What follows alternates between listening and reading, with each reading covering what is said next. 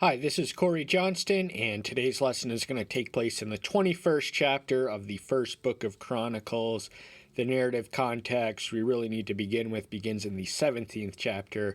Therein, David, being a man after own God's heart, his deepest desire is to be the one who would build the temple, because he's in this magnificently adorned palace of cedar, and it pricks his conscience that the Ark of the Covenant is not in a house at least as magnificent as his. It is still in a tent, but there he has refused the answer, but he is given an even greater promise, a promise of a dynasty in perpetuity.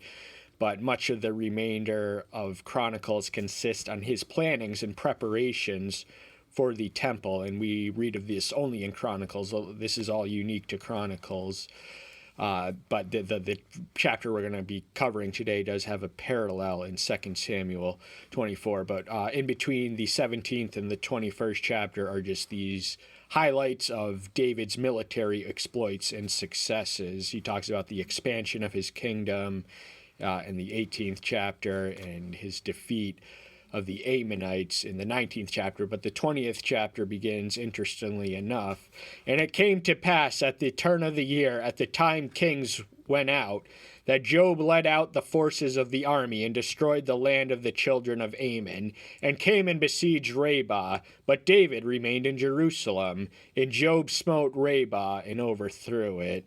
So the time of year would have been spring. This would have been the time most conducive to the movement of armies and militaries. That's when kings went to war in the time of spring. And we recognize this with the chapter of 2 Samuel 11:1. This is David's great sin, but the chronicler presents a whitewashing of his sin. There's no mention of his succumbing to sin with Bathsheba. He was out on the palace of his roof, and he catches the sight of an unusually beautiful woman who seduces the lust of his eyes, and then he commits adultery in his heart, and then he commits adultery in fact, and then he moves on to deception when it is learned that the woman he had sex with was impregnated. He caught her bathing after a menstruation period. This would have been a time ripe for conception. And then it ultimately leads him to try to deceive the wife of this man into spending the night in his own home so people could think that this child was his. But when he doesn't do that, he gets him drunk. But even in a drunk Uriah proves to have more honor than a sober David. And David ultimately conspires to kill him through the hand of Joab. Joab is his most significantly military general. And we read that he tries to dissuade a course of action he eventually fulfills on David's behalf. But this is just, remember, this is a whitewashing, so we don't read of and what happened after the murder was the pronunciation of David. David would temporarily lose his kingdom, and his family would be destroyed. You know, the oldest son raped his half-sister, the full sister of Absalom, who conspired to kill him, and then he was exiled. And while in his exile, he tries to supplant his father's throne, and he does have him on the run for a good time. A significant chunk of Israel did draw to this charming, good-looking person who promised justice. The way he captured his way into their hearts was he gave his pitch to those who were waiting for justice. He would say, "David has no time for you, but if I am king, I will." But then Joab ultimately kills him, disobeying the order of David. Absalom is caught in a tree and Job slaves him. But we don't read of any of that because Chronicles is very much a whitewashing. Its emphasis is on the priestly perspective, the theological, the temple building. So there's only good things, but we do read of his one great sin as far as Chronicles is concerned in the chapter we're going to cover today. But it's just a rosy picture. David goes into the capital city of the defeated Ammonites. The Ammonites were the one who Saul's great act of disobedience was not genociding them, but he defeats him. He takes their king's crown. The king crown has all this gold and all this jewels, and then he puts it on his own head. Verse 3, and he brought out the people who were in it and put them to work in saws and with iron picks and with axes. And thus David did all to the cities of the children of Ammon. Then David and all the people returned to Jerusalem. So he enslaved the conquered people. The Ammonites were one of the aboriginal inhabitants. They had particularly detestable practices. So Saul was given the order to execute them en masse, but he kept his king alive for leverage. He kept all their sheep over this, to plunder, but God said to get rid of it, and because he did not, the anointing gradually slipped away. And David, without being there, he did. It was under his kingship that Ammon was finally dealt with. But, then the perpetual enemy, the Philistines, returned once more. These people would have been of Aegean pirate stocks. They originally tried to invade Egypt, but they were repelled by Ramses III in a battle, so they settled to the land that was to the west, the southwest of where Judah lay. They were a seafaring people. And remember, Goliath, David's claim to fame was he slew the giant of Goliath, the Philistine giant of Goliath, the one who was taunting Israel. He became a hero and a legend, and his life was never the same since. But giants had been around as early. The earliest mention is Genesis 6:4, the Nephilim. When the ancient Hebrews came to claim their promised land, they encountered literal giants. King Sihon was 13 feet in length. That's how big his tomb was, just to give you a picture of, compare Goliath, who was 9 feet and 9 inches, or somewhere thereabouts. But there are literal giants in Joshua and Caleb of the scouting expedition. They knew that the strength of God was with them, and no enemy was too large or too obstacle, too difficult when they rose in him. But the other men, the other scouts were walking by sight, not by faith. So they saw the presence of literal giants, and they got spooked. And for that, because their scouting expedition lasted 38 days, this was at the 2-year point of the Exodus. Their length would be 40 years wandering in the desert, a year for every day. But David was an example of the power of principle of faith overcoming any giant, certainly with Goliath when he was a 14-year-old boy. But there were giants that lingered and remained, and the execution and slaying thereof are recorded by the chronicler. And there was fighting with the Philistines, and Elihah, son of Jair, smote Lamnahi, the brother of Goliath, the Gittite, the shaft of whose spear was like a weaver's beam.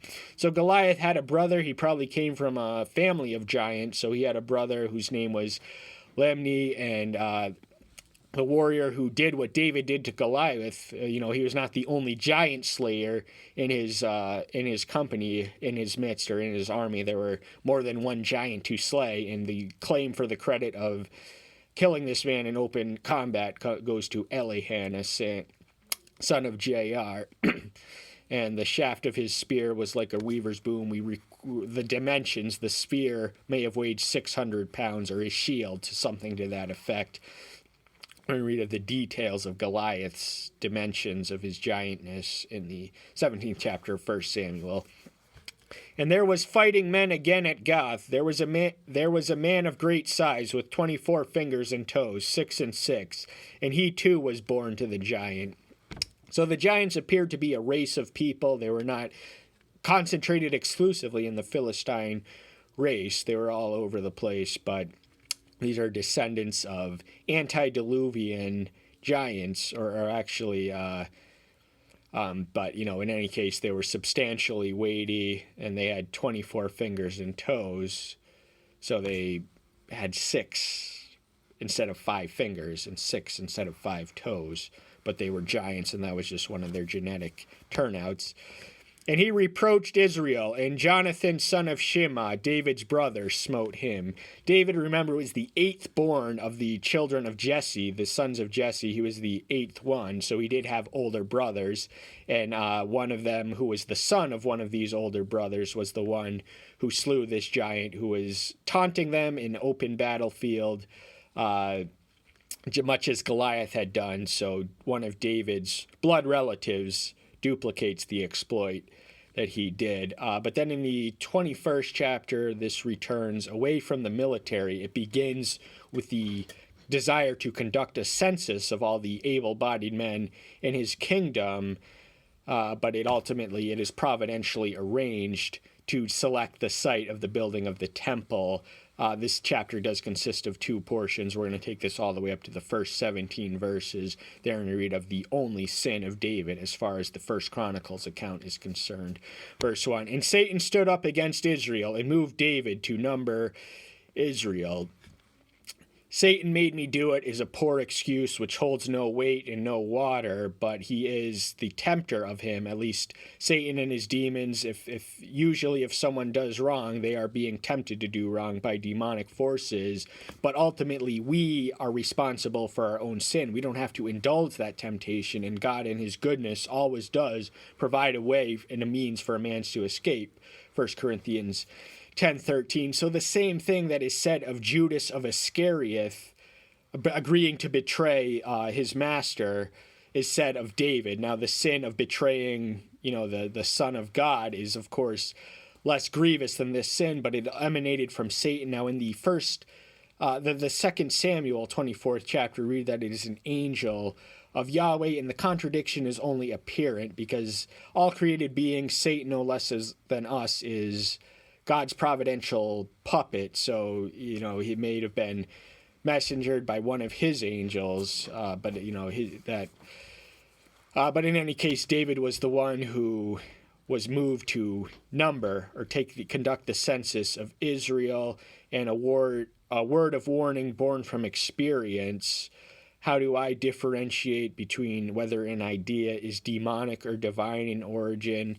Well, Satan usually inflames the passions, so David probably thought this was a great idea, and he just ran with it. And why was it sinful? From a utilitarian standpoint, it made sense, but he had not asked God's permission. He was submitted. He took it on his own authority, and Satan was the one who sent the sin. So this is distinct from an ordinary demon, but Satan was the personal one who, for reasons of his providence, compelled David to sin, and the consequence of the sin would be the loss of 70,000 men in his own kingdom. So he set to number them, and he wound up with less than he had. Then he began to do so. And David said to Joab and to the rulers of the people, "Go number Israel from Beersheba to Dan, and bring the number of them to me so that I know it." David is the king. Joab is the general, the main general, the leader of his armies. He fights the battle that David should have been at, but he was someone that David could rely on, and he does issue a protest and advice to the contrary of his intended course of action. But the rulers of the people, that should have been the tribal leaders, there were 12 tribes in Israel, and what David is commanding them to do is Beersheba to Dan. Beersheba and Dan respectively represented the northernmost and the southernmost extremes of the promised land. So he wanted the whole nation, top to bottom, everywhere in between, numbered and censused. And he wants to know this knowledge because he is a king, and he like to have this information at his disposal.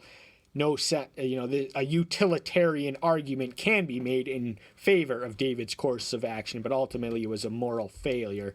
And why was it so sinful? It was sinful because he disobeyed God and was beguiled by Satan without even knowing it. And Job answered, "Yahweh adds to his people 100 times more than they are. But my master, the king, why are they not all my master's servants? Why does my master seek to do this? Why should he be a cause of guilt in Israel?" So the principle of him adding 100-fold is communicated in Deuteronomy, one of the chapters in Deuteronomy. But he's talking about the reference to the population. So, word of warning, I did encounter one prosperity gospel heretic on television try to convince his audience that if they gave $1,000 to his church, they could become millionaires based on the butchered application of the principle communicated thereon. But Job is aware of the promise. He had witnessed it, that Yahweh had been sufficient prior to this point, and for David, his master, to take matters into his own hand would have been a violation and dereliction of his duty as God's anointed. So he does have the leverage to question or protest or give David a line of advice. He does have the access, but ultimately he is powerless in his position of the servant to the one he calls master. But the king's word prevailed against Job, and Job left and went throughout all Israel and came to Jerusalem. So Job, in spite of his protestation, in spite of his questions to the wisdom of this course of action, did diligently and faithfully execute it. He went throughout all Israel. That's from the Beersheba to Dan and everywhere in between. He did the number, and he returned to Jerusalem as requested and as summoned by the king who had commissioned him. So he is a faithful, loyal servant, but he does do this reluctantly and against his own will. But his will, he submits and surrenders to his sovereign's will, as any good and loyal, faithful servant ought to do. And Job gave the sum of the number of the people to David, and all Israel had 1,100,000 men who drew the sword, and Judah had 470,000 men who drew the sword. So the standing size of David's army was no more than 300,000, about an approximate figure. But here, the conducting of is who is able to bear arms. Now, an entire, the Spartans were the only people in which every freeborn male was commanded to fight in the army. So this is just those who were able, those who had the ability to wield arms if necessary. And the people, well, we'll get to that in the 6th verse, but in any case, the numbers reflected now. Judah was the most sizable tribe. They had the most sizable people, the most fighting men at their disposal. In fact, the 470,000 there were above and beyond the current standing of his army. So he wasn't conscripting these men into service, but that may have been the sneaking thought of their motivation. So the people, the 1,100,000 plus men would resent having this census taken for a reason we're going to explain in our commentary on the 6th verse. But he did not number Levi and Benjamin among them, for the king's word was loathsome to Job. So the tribe of Levi, first off, they were the priestly tribe, so there could be no fighting men. So, it's a contradiction of purposes for priests to be engaged in the act of fighting warfare. And Benjamin, for reasons, they probably thought this was a pretext for attacks. Whenever kings take censuses, that gets the citizenry nervous because they're either being conscripted for a war or going to be taxed heavily on. So David, even though he is secure from all his enemies, he takes this just in case. But Benjamin and Levi, he does not even bother to go to them because the word was loathsome to Job. So it may have been an embellishment or an exaggeration to suggest that he did all Israel. These are two tribes, and Levi, it just wouldn't make sense, but Benjamin may have been the southernmost one and the last one. They were adjacent to their tribal territory was adjacent to that of Judah's. And by the time he got there, he just, couldn't stand the sight and sound of another form of resentment from his people. And it was evil in the eyes of Elohim concerning this matter, and he smote Israel. Why was it evil in the eyes of Elohim? Well, the reason is David acted on his own initiative. He did not seek or consult permission. So the danger in prayer is to ask God to bless the plans that you didn't even gain his blessing to begin with once they are in motions. But David does pray to get himself out by eventually. So the entire kingdom would have suffered from this one man's sin that was resisted by the second most powerful man in the kingdom, at least as in matters of military.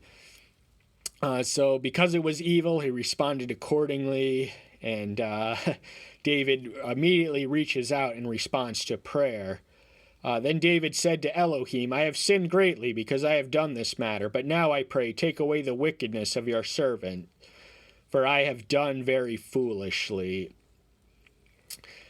So he describes his wickedness as great and foolish, but in the Samuel's account, he says, I have sinned in the 12th chapter of 2 Samuel.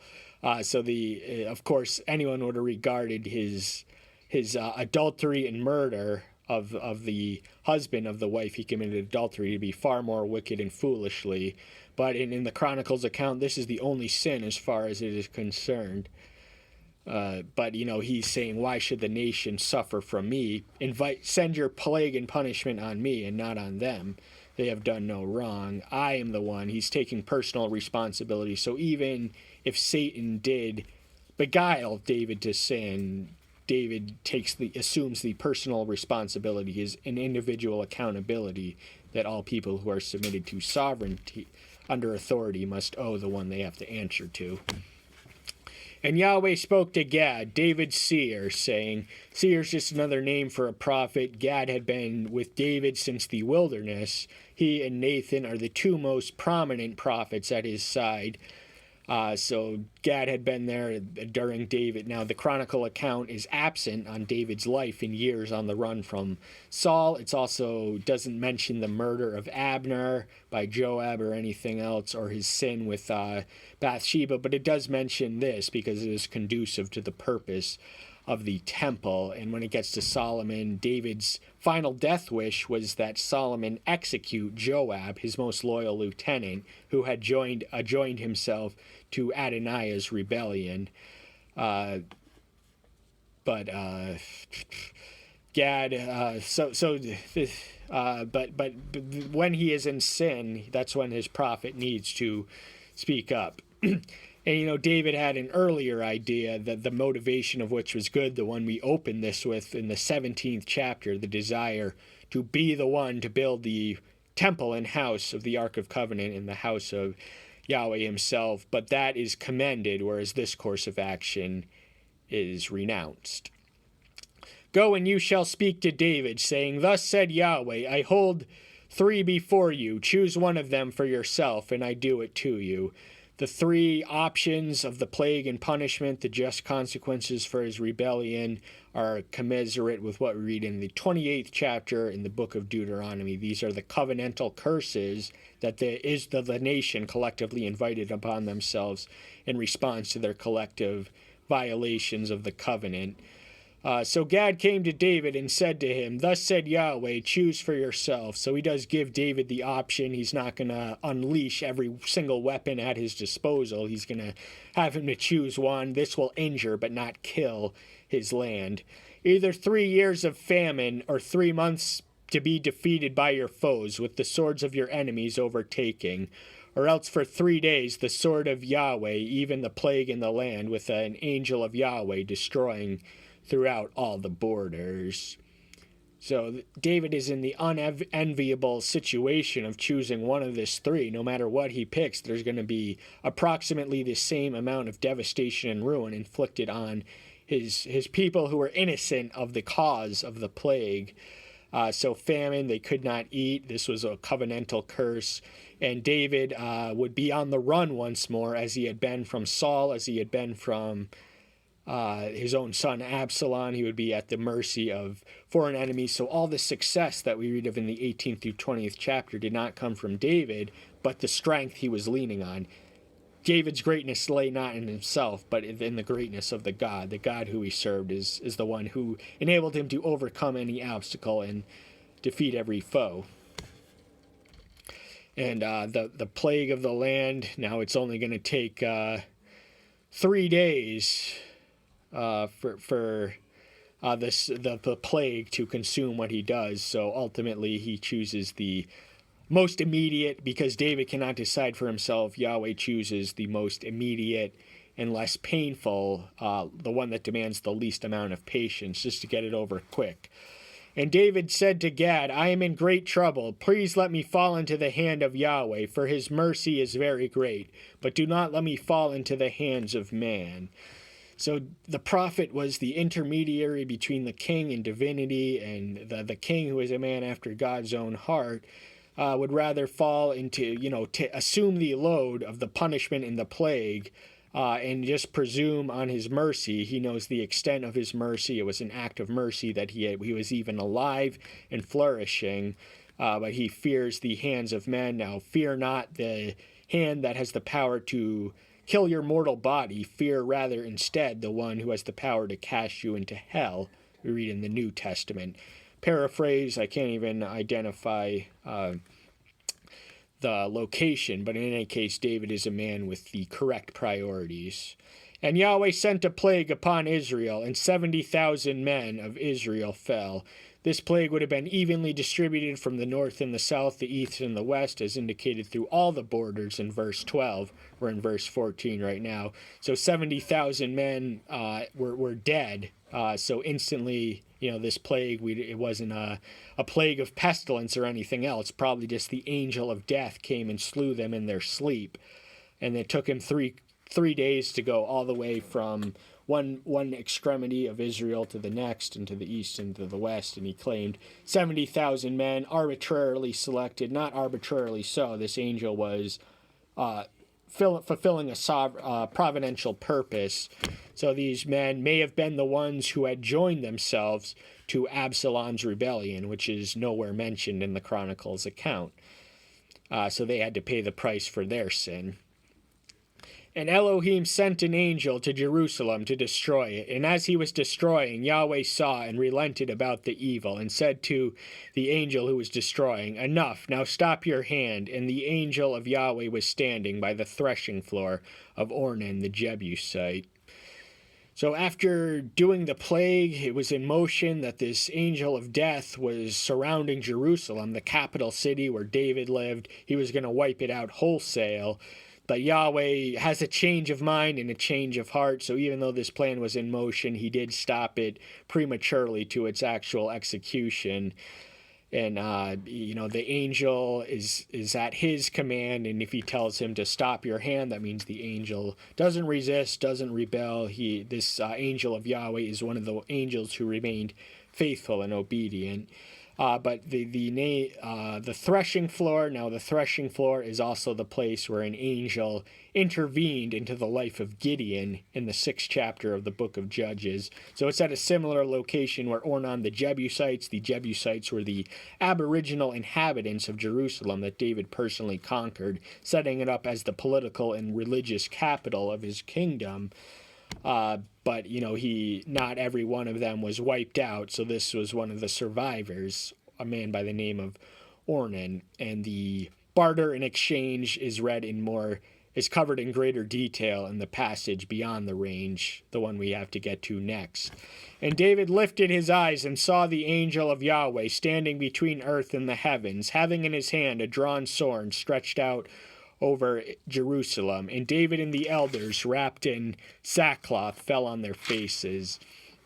So David sees the angel of Yahweh. He does not hear the voice of Yahweh telling him to say. He sees the angel in motion, so the 16th verse may be chronologically antecedent to the 15th one. And he's ready to blow, he's ready to strike, and it's going to be total annihilation. His hand is stretched out over Jerusalem.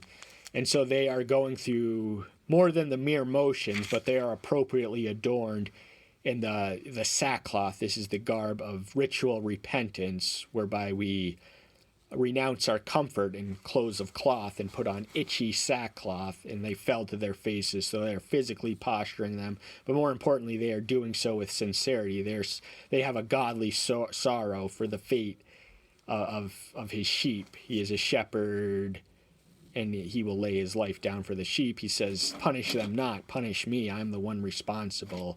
Let kill me if you must, but do not punish them." And David said to Elohim, "Was it not I who commanded the people to be numbered? I am the one who has sinned and done evil indeed. But these, the sheep, what have they done? Let your hand, I pray, O Yahweh, my Elohim, be against me and my father's house, but not against your people, to be plagued."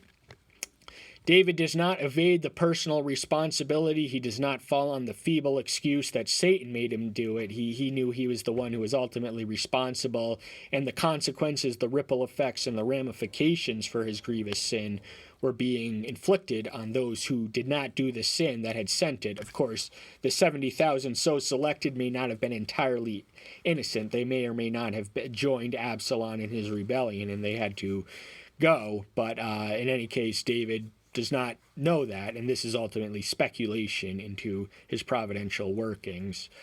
But he assumes, why the sheep. So he has the mindset of a shepherd. He is the good shepherd who will lay down his life for the sheep. and he did slay lions and bears in defense of the sheep that he tended to as a boy, through the strength and power of the one who he's praying to. And he's asking them, do not let any innocent suffer needlessly for my sin. Invite the sin on us. And sin does have dangerous, it is like yeast, and it's contagious. So its effects are not exclusively limited to the sinner. Our sin is, we ultimately deserve the consequences, but other people get what they do not deserve when we sin and because we sin. We're here to avoid that. That's all the time we have for today. Thank you so much. I'm so glad you're here. Stay tuned until next time. I'll see you then. Bye-bye.